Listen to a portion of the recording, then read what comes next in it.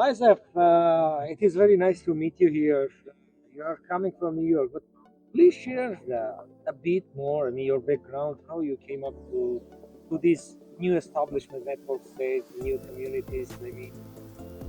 What brought you to this new world? Yeah, no, it's a great question. So I came to crypto from being a bankruptcy lawyer, and that was quite a while ago. Crypto evolved over time, and the promise of a lot of things coming together in a social sense started to crystallize, let's say, even before 2 years ago. But Balaji came along and he promoted his website, the Network State Wiki. I read it. I saw that a lot of people were reading it and talking about it, and I started just really paying attention to what was going on in the space. And in the last 2 years, a lot has happened. There's a lot of change still. It's very dynamic, but it's clearly happening, like in the 60s. So it's like crypto was a happening, but it was purely based, I would say, on greed and money. And that's good. It had to happen the way it did. There was a lot of idealism about technology, but this is social technology. So the network state really attracted me in that sense.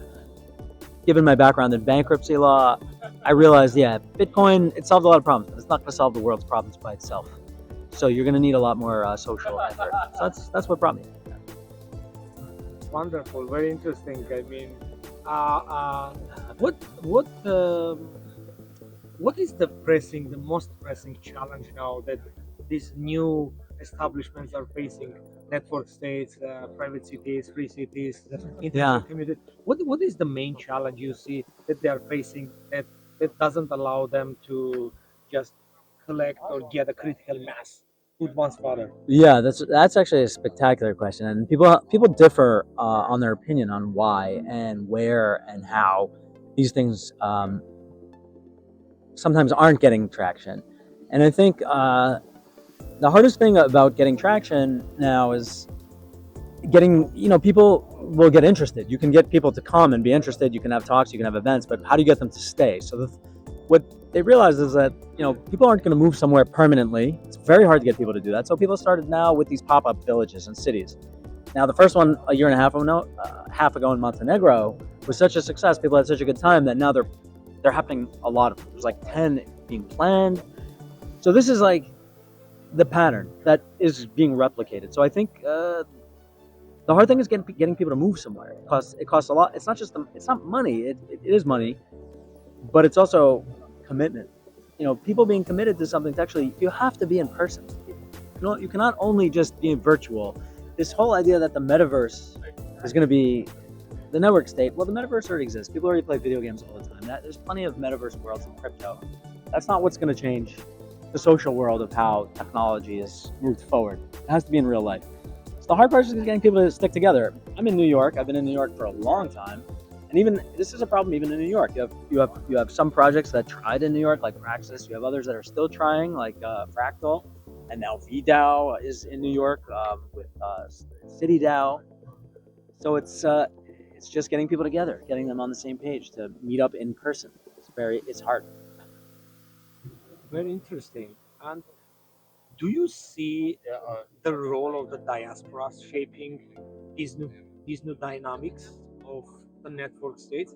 Do you see that the diasporas are going to have a big effect or influence on this, especially? I Yeah. mean, considering like I am Armenian, you're Jewish. I mean, Right. we know what we. Right. I With mean, the diaspora. diasporas. I mean, like, how do you see it can or will it first of all, I mean, influence on this network movement, and if yes, how? Yeah. Like I think it comes from two sides. A lot of what's going on in the network state movement is just people who are stable in their life. They're not moving around that much except for fun and have extra money. They don't have family, so they're exploring, right? These are travelers. I wouldn't call them diaspora community. And then there's internal and external diasporas. Like in the United States, there's a lot of people leaving New York because it's too expensive, and the services that are being provided are coming down dramatically, or the quality of life is down. So people are moving internally in America, and that I think would contribute because a lot of people, let's say, are moving to Austin or Florida, and people are talking about where would you start a new city or a new settlement within a city. There's people already in New York that want to do network state in New York, but there's also just a lot of people who don't know anything about network state. They'll move somewhere else, and maybe there's a community starting somewhere, whether it's some people say around Seattle or here or there. So it plays a role. And then there's international diaspora. You're talking about just pure immigration, let's say for the reasons of financial or military immigration, you're seeing a lot of immigration to New York right now. I've witnessed it myself.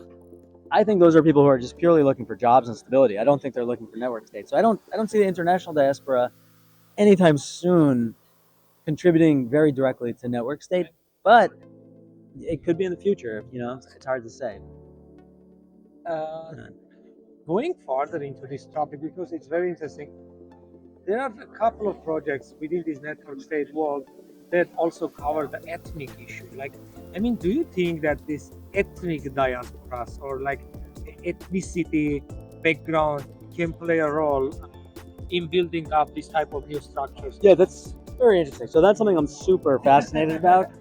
So and the question you asked before about what's difficult here is that Balaji talks, and a lot of people talked before him about sovereignty. They talk about sovereignty a lot and having a state.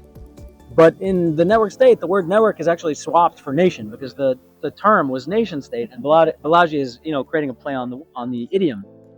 So what is a nation? A nation's a group of people, usually with common background, including common ethnic background, generally speaking. You can have multiple ethnic backgrounds, but if you have many of them, it's more like an empire. That's what you see in New York or Rome or Constantinople in Turkey, right? In the great period of Turkish domination. So the idea of people having a successful network state or intentional community often is that they're from a common background. So with this group that you're seeing now, which is young people mostly from many different backgrounds, the thing that's missing, if anything, is to get them. You're not going to swap people's ethnicities, right? This is ridiculous. But you got to bring them on the same page with the same values, right? Ethnicity happens to be correlated with the fact that people are from the same place at the same time, same values, same language. So here, look, most people speak English. Most people are from like a Western or globalized background. There's some commonalities, but there's still not like a base of values, or let's say from the same exact, like everyone's together. So if a bunch of people, let's say from one particular country, maybe a bunch of Chinese people had a diaspora from Taiwan, I don't know, maybe North Korea, and they're like, we're starting our own special economic zone. Someone gives them land, they do it, maybe in Saudi Arabia, and you get a North Korean city in Saudi Arabia with sovereign rights, with total ethnic commonality. These are insane ideas, but it's just it's a possibility. Who knows? Who knows? Very interesting. Yeah, I mean, it's like the notion of the sense of belonging. I mean, Right, that's what it is. the glue that To be a connects nation. people together. Yeah, to be a nation of people together. It's a tough concept. And the last question is about your input. I mean, how you see yourself. I mean, you mentioned that you are focused on New York, New York City. But how you see? I mean, what actually you would like to build? I mean, in Yeah. New York or around it, or Yeah. maybe globally. Me personally, I've thought a lot about that. So I have two things that I would say I would build. If you're building in New York, there's already a company that does this for decades.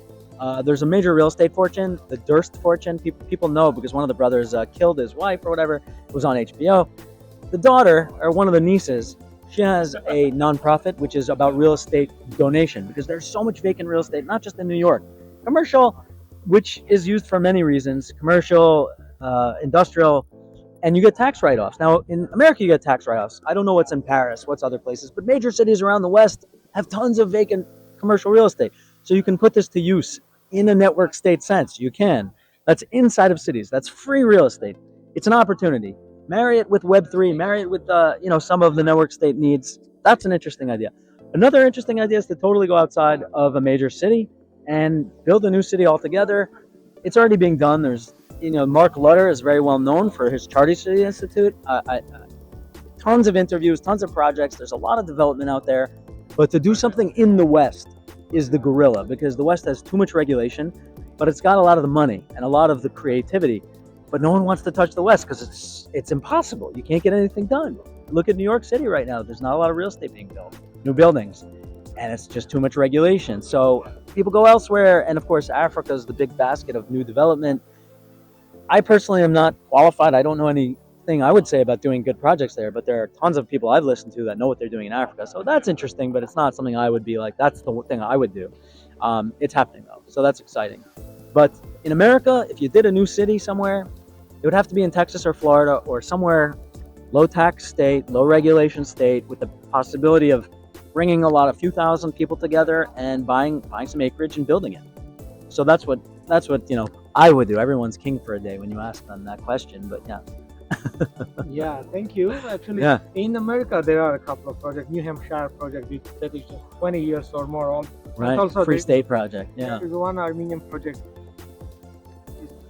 Some Armenians go and start, building a new livelihood in Tennessee. Yeah. So yeah, but there are a bunch of projects. But it's very interesting. To see how these dynamics go. Yeah. Where they will end up. And well, I wish you the best. Good luck. Thank and you. Yeah. Let's keep in touch Same. and build a better world. Thank you, Aram. Thanks a lot. All right.